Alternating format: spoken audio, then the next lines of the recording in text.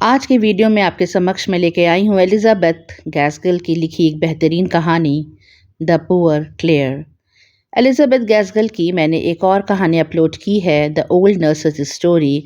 अगर आप उसे सुनना चाहें तो प्लेलिस्ट चेक कर सकते हैं। ये एक हॉरर स्टोरी है और शुरू करते हैं इस कहानी का हिंदी एक्सप्लेनेशन मेरी यानी गरिमा की आवाज़ में। कहानी की शुरुआत होती है जब हम देखते हैं एक बहुत अमीर परिवार अपने पुश्तैनी मकान में रहने के लिए लौटा है और उनके साथ ही लौटी है उनकी एक नर्स और नर्स की बेटी जिसका नाम मैरी है। मैरी देखने में बेहद खूबसूरत है और बग्घी पे बैठी हुई वह किसी राजकुमारी से कम नहीं लग रही। जो भी उसे देखता है सब कहते हैं कि ये तो बिल्कुल फॉरेनर लगती है, जबकि उसकी माँ एक ब्लैक थी। मैरी की माँ की शादी जिस शख्स से हुई थी वह ओहदे में उनसे काफ़ी ऊंचा था और गोरा था, लेकिन शादी के 1 साल के बाद जब मैरी का जन्म हुआ उसके समय ही उसके पिता की मृत्यु हो गई और मैरी की माँ वही काम करने लगी जो शादी के पहले वो किया करती थी, यानी कि नर्स का काम।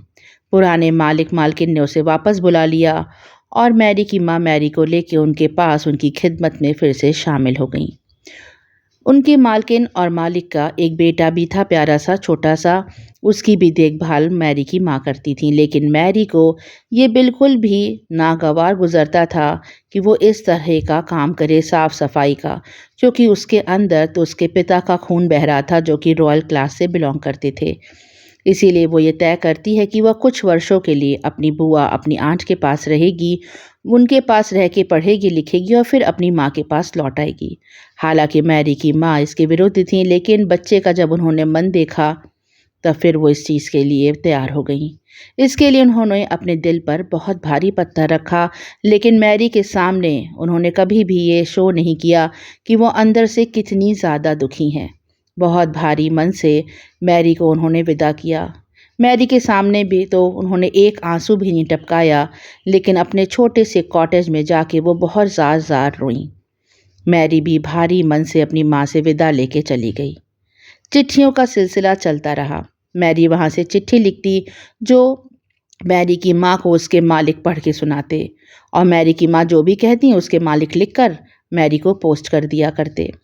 सब कुछ ठीक चल रहा था, तभी मैरी की जो माँ थी उनकी मालकिन बीमार पड़ गई और इतनी बीमार पड़ गई कि उनकी मृत्यु हो गई। मरने से पहले वो छोटा सा स्पैनियल डॉग जिसे मैरी ने पाला था वो उसकी माँ को सौंप गई और कहा कि ये तुम्हारी बेटी की सौगात समझ के अपने पास रखो और इसका पालन पोषण करो। छोटे से स्पैनियल को पाके मैरी की माँ बहुत खुश हो गई। उसे ऐसा लगा कि छोटी सी मैरी उसके पास वापस लौट आई है। उस कुत्ते के संग उनका इतना ज़्यादा दिल लग गया कि हर समय उसी के साथ रहती। वह डॉग भी जहाँ उसकी माँ जाती मैरी की माँ के साथ ही जाया करता था। वह उनका साया जैसे बन गया था। लेकिन मुसीबतों का सिलसिला यहाँ नहीं रुका। थोड़े ही दिनों में मैरी की माँ के मालिक की भी तबीयत बहुत ख़राब हो गई और उनकी भी मृत्यु हो गई। मरने से पहले वो छोटा सा कॉटेज मैरी की माँ के नाम कर गए और कुछ पैसे भी छोड़ गए जिससे उनका जीवन व्यापन हो सके।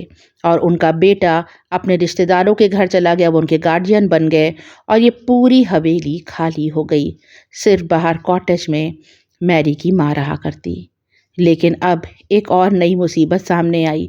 वो चिट्ठियों का सिलसिला जो इतने सालों से चल रहा था वो एकदम से रुक गया, क्योंकि वहाँ से भी मैरी ने आखिरी चिट्ठी जो लिखी थी अपनी माँ को उसमें यही बात लिखी थी कि वो एक बहुत अच्छे आदमी से शादी करने जा रही है। उसके बाद मैरी की माँ यहाँ चिट्ठी लिखवाती तो किससे, उसके मालिक अब इस दुनिया में नहीं रहे थे। इसीलिए उन्होंने पक्का किया कि वो खुद जाके अपनी प्यारी बेटी को ढूंढेंगी। उन्होंने अपने स्पैनियल डॉग को लिया और वह निकल गई खोज में अपनी बेटी के। गांव वाले कहते थे कि जिस कॉटेज में वो रहती थी उससे धुआं निकलना बंद हो गया उसकी चिमनी से। तब उन्हें मालूम पड़ा कि इस कॉटेज में अब कोई नहीं रह रहा। जगह जगह जाले लग गए, फंगस लग गई। बहुत दिन बीत गए। तब एक दिन फिर से उस कॉटेज की चिमनी से धुआं उठा और तब मैरी की माँ उस कुत्ते के संग वापस लौट आई थी। वापस लौटने के बाद वो बहुत गुमसुम रहती थी। लोग कहते थे कि बहुत दूर दूर तक वह अपनी बेटी को ढूंढने गई, लेकिन मैरी का पता उसे कहीं भी नहीं चला था। मैरी की माँ बहुत गुमसुम रहती और हर समय भगवान की प्रार्थना करती, पूजा करती। लेकिन गांव के लोग तो ये भी कहते थे कि वह डेविल्स की पूजा करती थी, वह शैतानों को बुलाती, और कुछ लोग तो उसे जादूगरनी भी कहने लगे थे। लेकिन वो भगवान की बहुत सच्ची भक्त थी, चर्च जाती थी और दिन रात उन्हीं की पूजा में लीन रहती थी। तभी वहाँ उस बंगले में कुछ लोग रहने आए।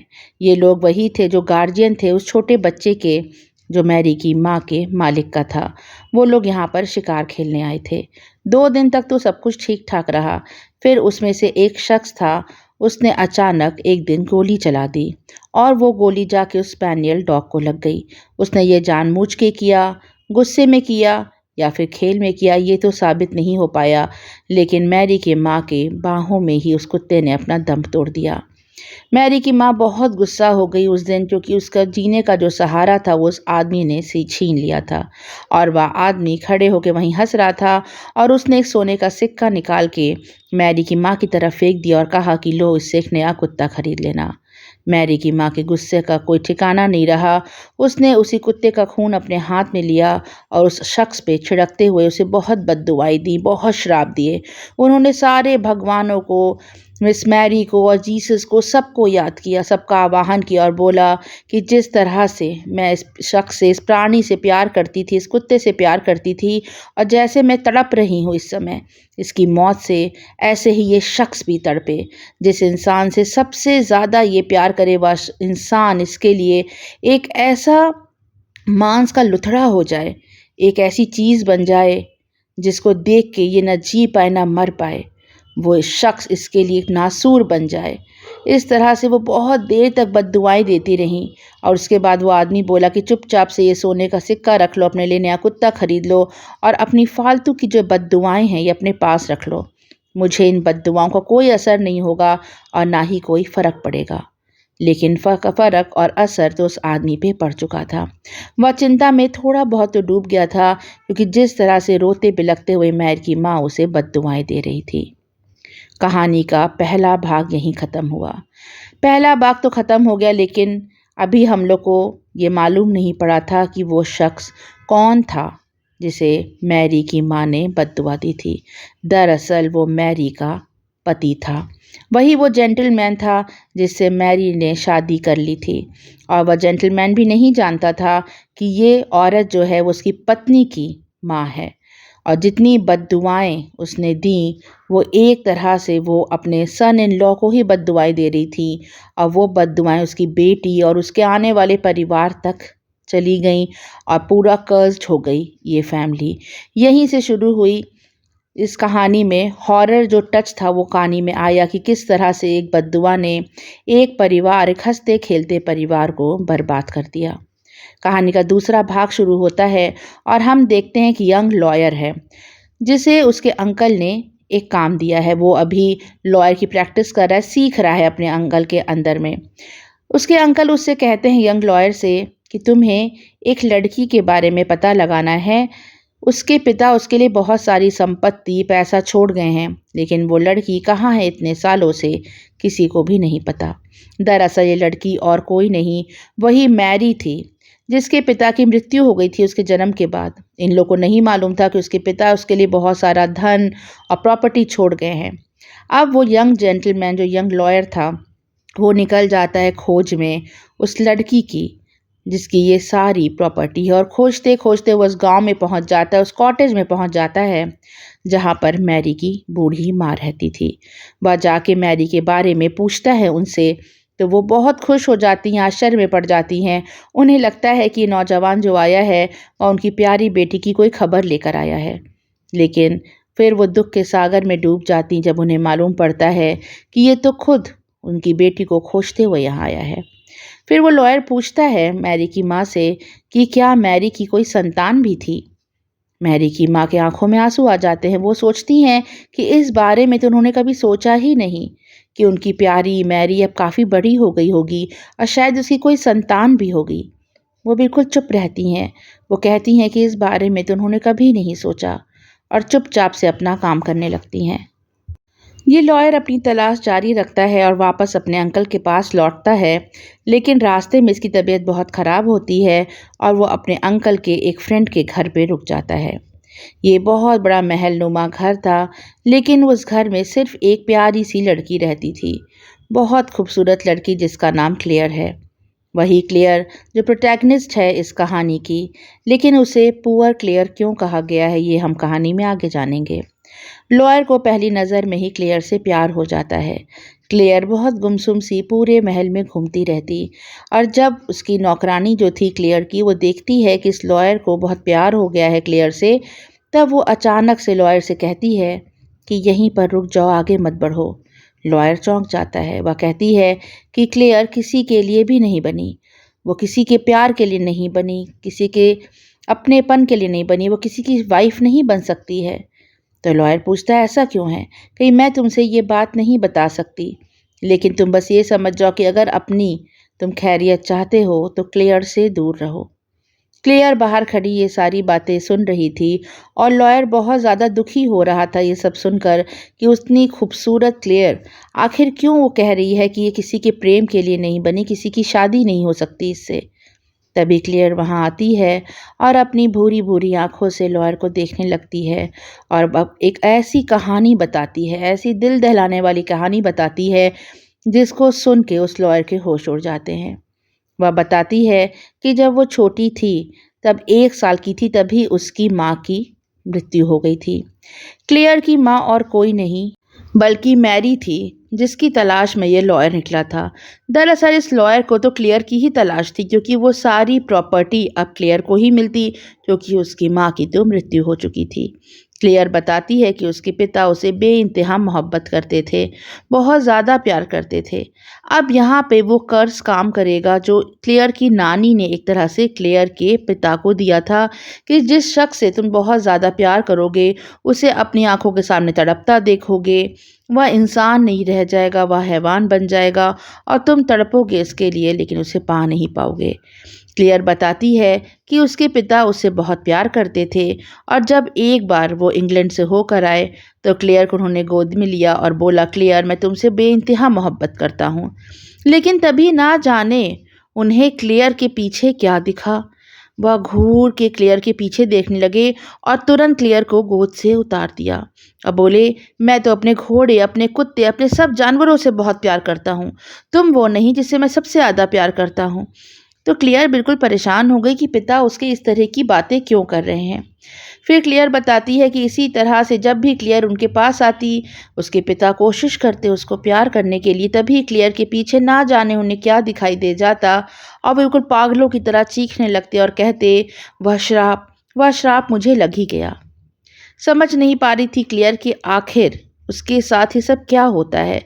उसे तो अपने पीछे कुछ भी दिखाई नहीं देता, लेकिन जो भी उसके पास प्यार से आता है, ना जाने उसे क्या दिखाई दे जाता है। तभी वो लॉयर क्लेयर के पीछे देखने लगता है। वह देखता है कि खूबसूरत सी क्लेयर के पीछे बिल्कुल उसकी हमशक्ल जैसी एक लड़की खड़ी है, लेकिन वो दानव है।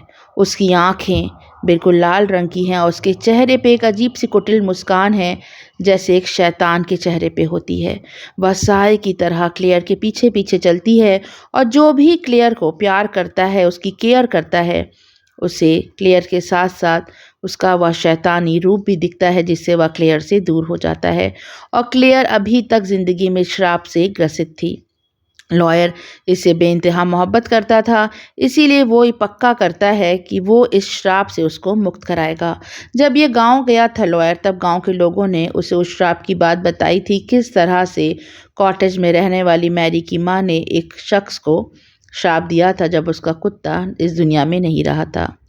लॉयर जल्दी जल्दी जाता है क्लेयर की नानी के पास उस कॉटेज में, और उनसे याचना करता है कि अपना वो श्राप वो वापस ले लें, क्योंकि गलती से उन्होंने वो श्राप किसी और को नहीं, अपनी ही सन इन लॉ को दे दिया, और अब उसकी नातिन जो है उस श्राप से ग्रसित है, और उसके साथ साथ हमेशा एक शैतान रहता है। क्लेयर की नानी कुछ भी नहीं बोलती और चुपचाप से वहाँ कॉटेज से चली जाती। वो कहाँ चली जाती है किसी को भी पता नहीं चलता। लॉयर बहुत परेशान हो जाता है, बहुत ढूंढता है उनको कि काश वो उनको मिल जाए। फिर वो सोचता है कि उन्होंने आखिर वह श्राप वापस क्यों नहीं लिया।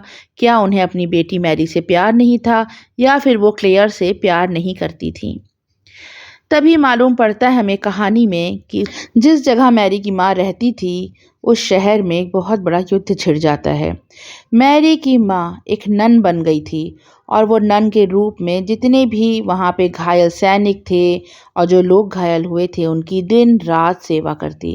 उन्हीं घायलों में उन्हें अपना सन इन लॉ भी मिलता, यानी कि मैरी का पति क्लेयर का पिता। वो भी एक सैनिक था और वहाँ पे लड़ने के लिए आया था। दिन रात मैरी की माँ अपने सन इन लॉ की सेवा करती है कि किसी तरह उसकी जान बचा सके और इसलिए वो खाना पीना तक छोड़ देती है। जब भी कोई नन स्टार्व करके डेथ के करीब होती थी तो चर्च की एक विशेष घंटी थी जो बजाई जाती है। उस रोज़ वह घंटी बजाई जाती है और सभी भागते हैं चर्च में कि काश वो उस नन को बचा सकें जो मौत के कगार पे है। वो लॉयर भी वहाँ भाग कर जाता है और देखता है कि वहाँ तो मैरी की माँ नन के रूप में मृत्यु शैया पे पड़ी है। उसने खाना पीना सब छोड़ दिया था और पश्चाताप करने के लिए अपने सन इन लॉ की दिन रात सेवा की थी। आखिरी शब्द वो बोलती है लॉयर से कि अब उस श्राप का असर ख़त्म हो जाएगा। प्यारी क्लेयर श्राप से मुक्त हो जाएगी क्योंकि मैं अपनी ज़िंदगी दे रही हूँ। इस तरह से मैरी की माँ प्यारी सी क्लेयर को श्राप से मुक्त करती है। वो अपनी ज़िंदगी दे देती है उसे श्राप से मुक्त करने के लिए और यहीं पर ये कहानी समाप्त होती है। कहानी काफ़ी ट्विस्ट और टर्न से भरपूर थी और काफ़ी कंफ्यूजिंग भी थी, लेकिन मैंने कोशिश की है कि बहुत इजी वे में आपको ये कहानी मैं एक्सप्लेन कर सकूं। कहानी आपको कैसे लगी कमेंट सेक्शन में ज़रूर बताएं। कहानी अच्छी लगी हो तो इसे एक लाइक ज़रूर करें। जुड़े रहें मेरे चैनल से, सुनते रहें बेहतरीन कहानियाँ। Thanks for listening. Bye for now.